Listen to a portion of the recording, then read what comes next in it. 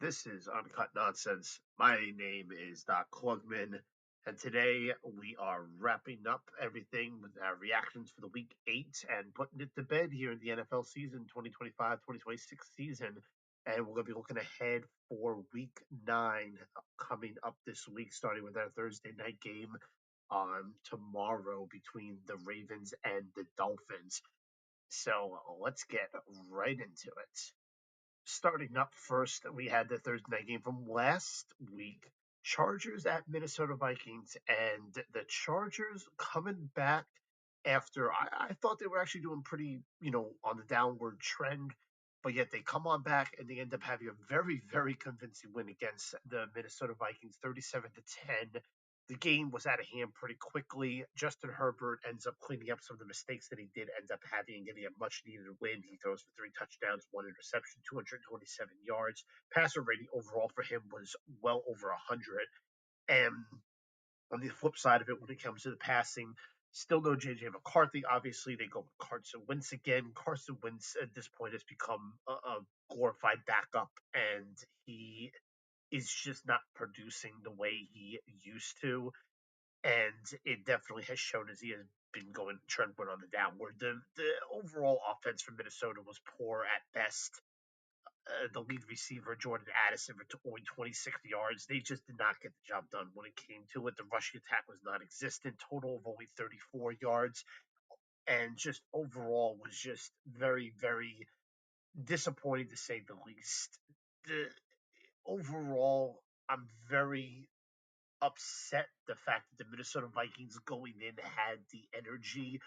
The start of the season, week 1, obviously, they end up playing the Bears. They ended up getting a very convincing win with the Bears, and people thought maybe, you know, J.J. McCarthy, could he end up, being that quarterback for them? Did they find their guy right away, despite the injury problems and he was out for his entire rookie season? Week or two later, he ends up getting hurt again. He's been out ever since. And there's already questions on, did Minnesota make a mistake by giving away Sam Darnold? Darnold now goes to Seattle and he's impressive with them. And is a lot of speculation of what's happening and if Minnesota, what is their road to recovery with this?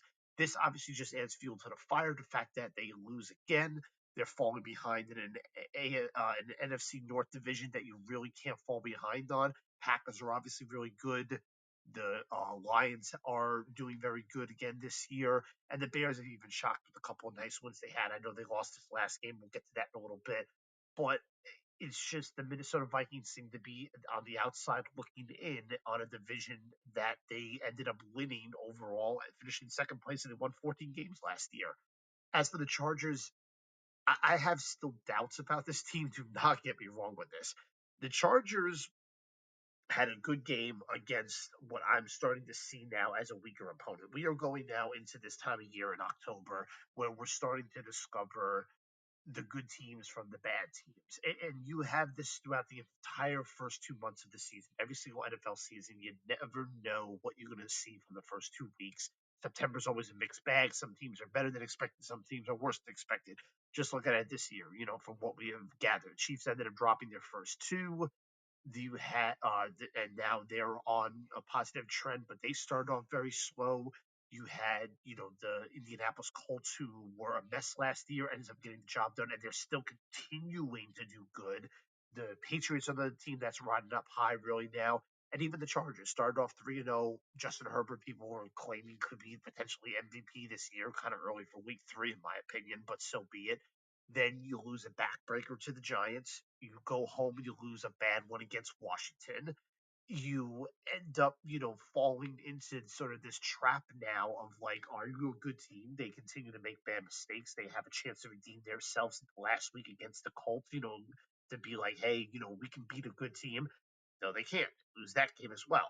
Now you play Minnesota, who we are discovering now might be on the down, the below half of the teams in the NFL. There's 32 teams in the NFL, 16 is halfway. I think we see them maybe, overall in the 20s of ranking for NFL teams. And a big part of that is just Their offense is just not producing despite having a good amount of superstars on that team, especially in the receiving area. Addison, you have Jefferson, you have all those good guys that you can easily go out to and air it out in a pass heavy league that we're becoming. And now you look at this and how good is this win for the Chargers? Of course, a win is a win. It ends up, keeping them in stride with the Denver Broncos, who are looking really, really good and really, really scary so far. They're both tied for 5-3 on top of the AFC West division. And like I said, it's very, very good. I'm sorry, 5-3. They're a game behind the Broncos. Broncos are 6-2. I apologize. So right now they're 5-3. They're still in a very good position. Denver's good, but it doesn't necessarily mean that they can't get back in there. But for these little wins, is it going to be enough for them to actually, make it? Like, will they be able to claim their division? You got the Chiefs right behind you too. They're surging. Will they be able to collect enough of these wins to do it? And if it involves them playing much better teams than what you see from Minnesota, is it going to be enough to end up doing it? Like, this was a win that, like, I picked Minnesota just because I thought maybe they could get an upset on the road or something like that. I didn't know how I stood with the Chargers. Chargers proved me wrong. They ended up being a very good, matchup for them. They were at home and they ended up getting the job done, and they ended up, performing up to standards. That's fine. That answers my question right there, is that they do have the standard, which of course is that they beat the bad teams. However, are they able to now continue that trend going into that next week? They're going to play the Titans, easy win. They play the Steel, or it should be easy win, even though the game's being played at Tennessee. They'll play the Steelers. They'll play the Jaguars. They have their bye. Then you play the Raiders, Eagles, Chiefs, Cowboys, Texans, Broncos.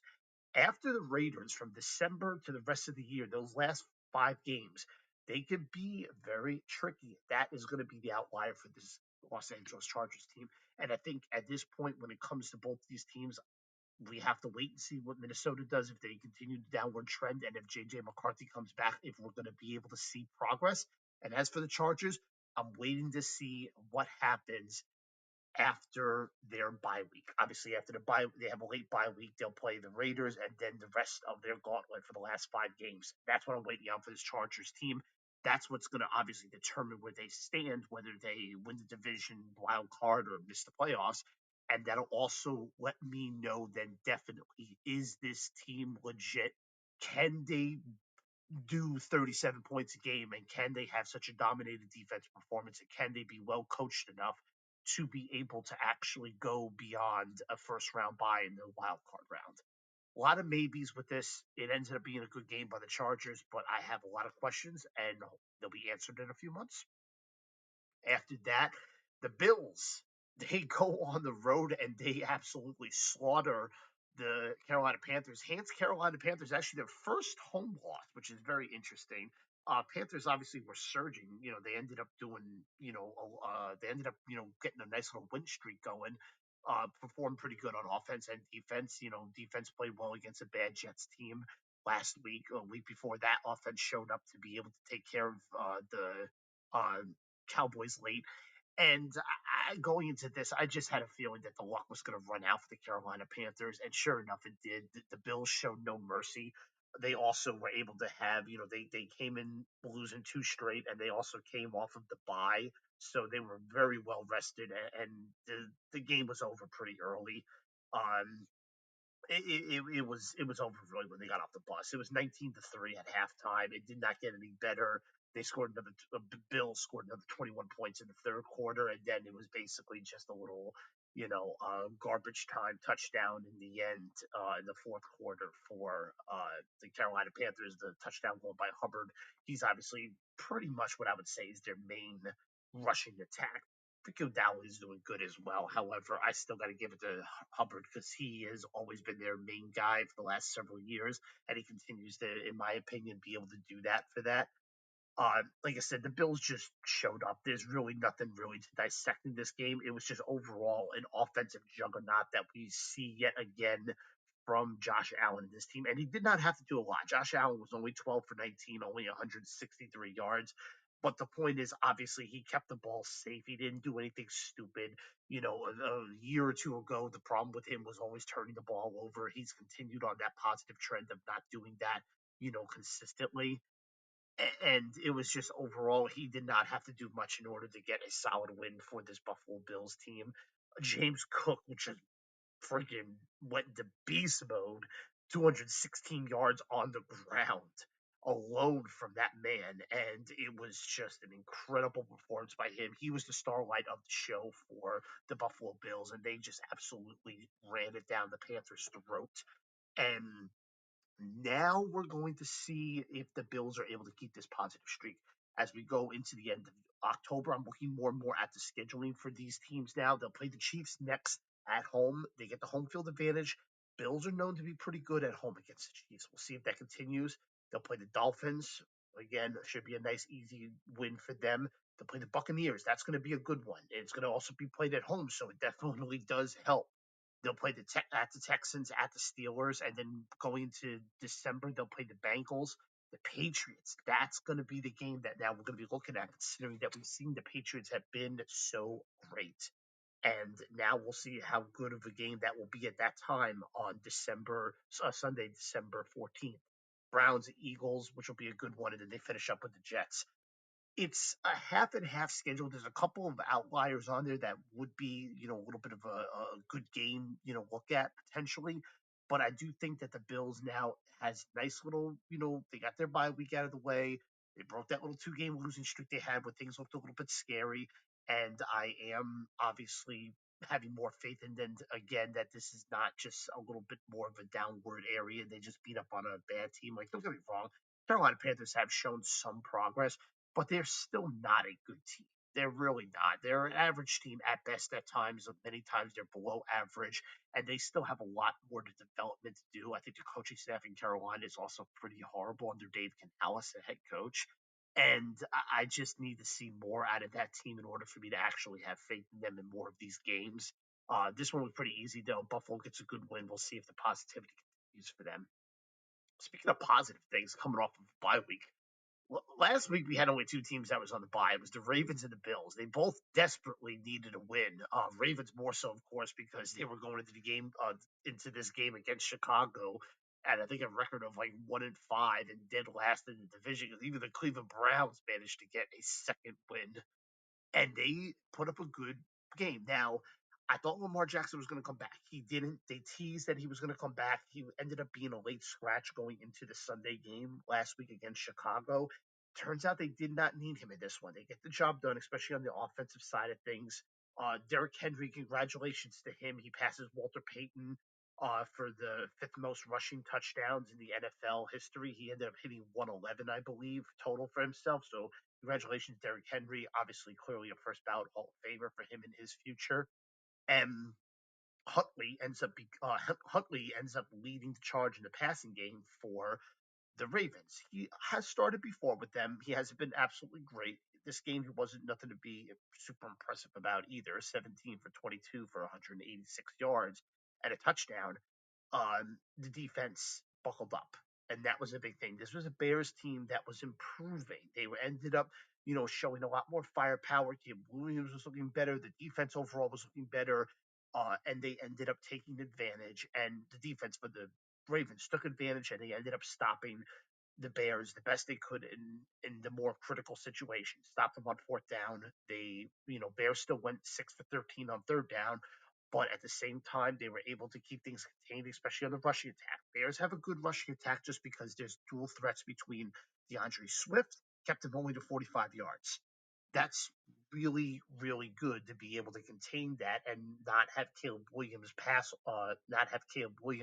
rely on that, become a dual threat quarterback for himself as well as throwing in the air. Chicago still is on my radar to potentially still do something.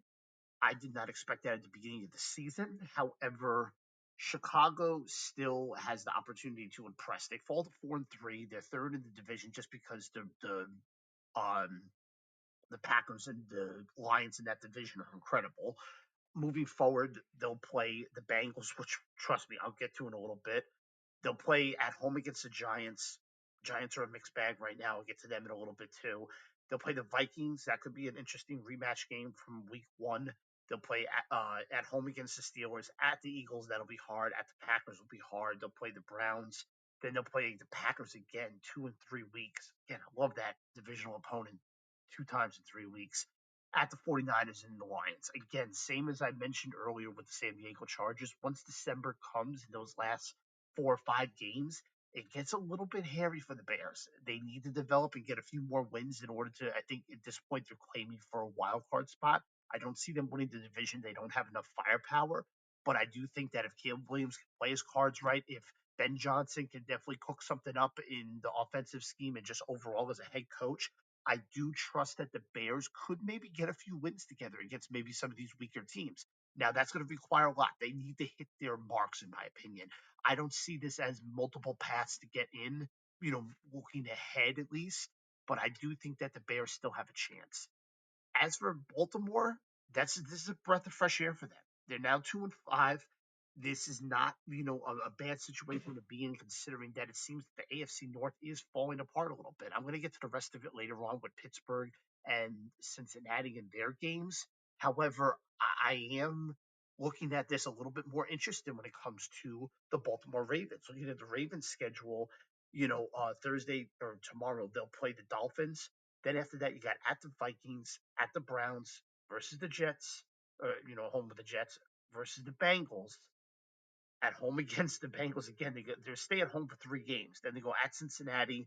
They'll play the Patriots. That'll be tough. Then they play the Packers, and then they'll finish up with the Steelers.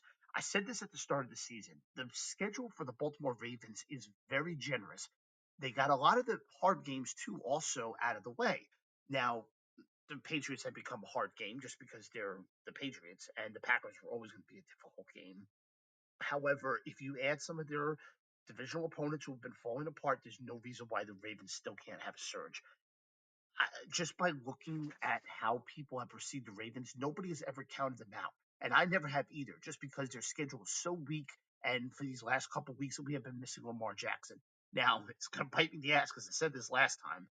Lamar Jackson is supposed to play. He is supposed to play tomorrow, Thursday night. So we will see. It seems a little bit more affirmative that he will actually, in fact, play. It says he is returning to play the Dolphins, and he's missed 3 games, and they also had their bye week, so he's been out for 4 weeks. He'll be a little bit rusty. It's good that he's playing the Dolphins, of course. Obviously, they would have liked to have him back against the Bears. They still get the job done, at least from an overall perspective as a team. He'll play the Dolphins. I think this is a nice little easing game for him. But again, we'll have to see in that situation. I'm not willing to count the Baltimore Ravens out yet. Obviously, Derrick Henry is starting to show up a little bit more, and overall, I'm just impressed with them. But time will tell when it comes to this. Tennessee and Indianapolis. Game was played in Indy, and Indianapolis shows up again. And now Tennessee gets their sloppy, ugly win by Arizona. And just like I said with the Jets, Tennessee was the other team on my radar of like, wow, this team is that bad where they could potentially lose every single game. Cam Ward, again, he's a rookie. I'm not going to knock on him like so much or horrendously, but he is really not adjusting well when it comes to just the NFL. He had a few good showings in the beginning. Even now, he's consistent enough, but in my opinion, he's not doing anything that makes me be like, wow, like he's leading this and this is producing good things. Now, it does not help that Tennessee's defense is pretty below average, to say the least. I think below average is also being, very generous. The Titans' defense is just, in my opinion, just not impressive enough. They're 26th in the league for total yards given up. Their defense are also 26th in rushing yards given up. They just give up way too much, especially on the ground attack. And if you're going to have teams that are just going to run all over you and eventually open up the pass game, it's going to be a long day for you. They're dead last when it comes to rushing yards, passing yards. Again, I'm willing to give a little bit of grace when it comes to Cam Ward because he is a rookie. However, he's still second to last in the league when it comes to passing yards per game at 168. That's not going to get it done in the way the league has now become. And they will face off against a Los Angeles Chargers team next week, which is going to be a big challenge for them. They're just continuing on a downward trend, and now we also look at the Indianapolis Colts, who are on an upward trend. They're continuing to be on an upward trend, honestly. They move up to 7-1 They are number one right now in the AFC. So if the season ended today, they would end up getting the first round bye. And overall, it just continues to impress me on how this team is doing it. Jonathan Taylor is playing out of his fucking mind when it comes to the rushing attack. Moving ahead of their schedule, they'll play this coming week. They'll play at the Steelers. Then they're going to play at home against the Falcons. They get their bye, a week 11 bye, a little bit later in the season, but it's not a problem. They obviously have been playing, and they definitely have earned it. Then they'll play at home against the Chiefs. That's going to be another tough game where we're going to start seeing whether or not this Indianapolis team is going to be able to hold against some of the big boys in the conference. And that starts with the Kansas City Chiefs. After that, they'll play at home against the Texans. Nice AFC South showdown. Then they'll play Jaguars, Seahawks, 49ers, Jaguars once again, and they finish again against the Texans. And it's not the worst in the world. Remember, they finished, I believe, it was second in the division last year. So some of their opponents are a little bit more, I guess you could say, tricky. But overall, the Colts are still being able to punch above their weight class than what would be expected, and they're winning in dominant fashion too. Daniel Jones again shows up really, really well. He got three more touchdowns in the air for him this last game, 272 yards, and he has a passer rating of 136 this last game. The team around him is working. And at this point, if it's not broken, don't fix it. So it's not broken right now. It's just continuing to be extremely positive with that team. And we'll see now what the future ends up holding for them. But overall, good solid win. Yes, it's against a shitty Tennessee Titans team, but still good solid win. And how about this game? Good lord, the I made a joke about this when I was doing my predictions, and of course, I picked Atlanta to win this game last week, and I made my joke of why I made a joke last time too. I think it was like week 2 or 3. It was going into week 3 when the Packers played the Cleveland Browns, and it was played in Cleveland. And of course, I picked the Packers because who didn't pick the Packers that week? Obviously, if you know, Cleveland wins that game in a very low scoring affair. I think it was 13-10. And at the end of it, I basically, on my rundown about it, I basically said I don't give a shit that it's being played in Cleveland. Next, and it bit me in the freaking ass. This one too, going into this game, I said, "Oh well, Falcons are basically on a bye week." Oh, just kidding, they're playing Miami.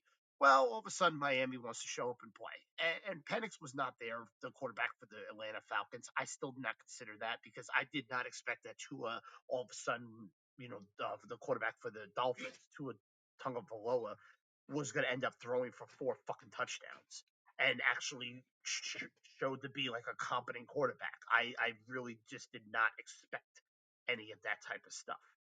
Kirk Cousins just shows that now I don't know if he can even really be a backup. This man has been disregarded and considered so impressive enough to get these huge contracts, even if to just be a potential backup. And he just continues to just show that he can't produce. And maybe it's him, maybe it's teams that he's now on. Is this going to be a continued trend for him? I don't know, but I think it just goes to show you what more do you have to see to show that this guy probably just does not have it anymore. And if he could still, land sometimes with some teams, then good for him. But overall, I think the Falcons are in trouble until Penix gets back. Penix going into his second season, I do think that it ends up looking good for him. I think the Falcons do have a future. I think they're on the bad end of a lot of games right now, so that's the reason why they're ending up losing, and they stand at a record now of 3-4. They're in a rough division in the NFC South, which besides Tampa Bay is really not the greatest in the world. So I think there's opportunity for them to make positive, like strides. Dolphins, I still believe their season's over. I think this win pretty much proves nothing. I think in the end, this is basically a bad team beating up a team that we did not expect to be as bad that Sunday. I think the future is kind of bleak for both of them, at least in regards to the season. I see more of a positive future potentially quicker for the Atlanta Falcons than I do the Dolphins. But Again, it's just going to be one of those where we're going to see what the rest of the season holds for these teams and what changes they make in the upcoming offseason. I can't write the Falcons off just yet, but they need to get Penix back because if he does not come back, then I'm worried about what the future will be for the team. Browns get absolutely obliterated by the New England Patriots. And the Patriots just prove again that this is a team that you need to be worried about. Drake May, quarterback for the New England Patriots, is getting talks for to potentially be MVP for this season. And to be honest, I'm not big when it comes to following all this MVP stuff and everything like that. I mean, of course, I have my choices at the end of the year of what I feel. It's not that my vote matters or anything like that of what I actually feel. However, I do have my views on it, but I don't sit there staring at it all season long trying to come up with, oh, I think this person's MVP and it's the end of week 2. I don't give a shit about that. Drake May though throws another 3 touchdowns and it just becomes really good to see great positivity from him. He doesn't have to do too much. We had the one interception, but besides that, he keeps the ball safe. He is leading this very, very impressive Patriots team back to a form that we used to see, probably just shy of what we saw when we had Brady. Or the year afterwards with Mac Jones, when they made the playoffs the year after Brady left, that one season that the Patriots made the playoffs, that might actually be the last time they made the playoffs. And we're just continuing to see that positivity from him. And I'm really, really impressed by what I'm seeing right now out of New England. The Browns are obviously not a good team, but they did have a good defense and still be able to hang up 32 on them. That's something to still to look at. Browns are still a mess. With that being said, and they ended up going with, of course, Dylan Gabriel. They end up now going into the bye week after this week. Gabriel kept the game close in the beginning, lost control in the second half. I think both sides of the football for the Browns lost control in the second half. And now the question is, after the bye week, do we see Shedeur Sanders? Everybody wants to give him a chance as if he is still some great god. I'm not ready to give the thing to Sanders yet. I think everybody in that quarterback room is not going to be able to be around for the Cleveland Browns. I think they struck out again. They struck out with Gabriel. I don't know why they drafted Sanders 2 rounds later in the 5th round this last draft.